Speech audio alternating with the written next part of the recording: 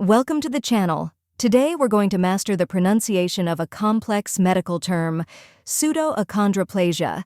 This might seem tricky at first, but by the end of this video, you'll be saying it like a pro. Let's break it down step by step. The correct pronunciation is pseudoachondroplasia.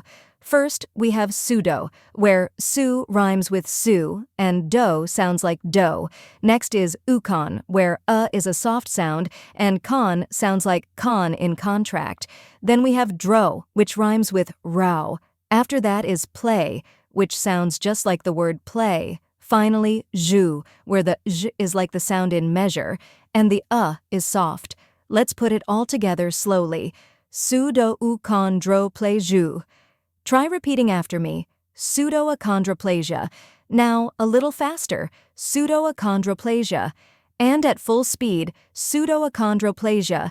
Keep practicing, and soon this long word will feel easy to say.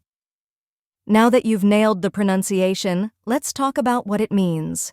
Pseudoachondroplasia is a genetic disorder that affects bone growth, leading to dwarfism. People with this condition typically have short stature with disproportionate limb shortening. It's a rare disorder caused by mutations in a gene involved in cartilage formation.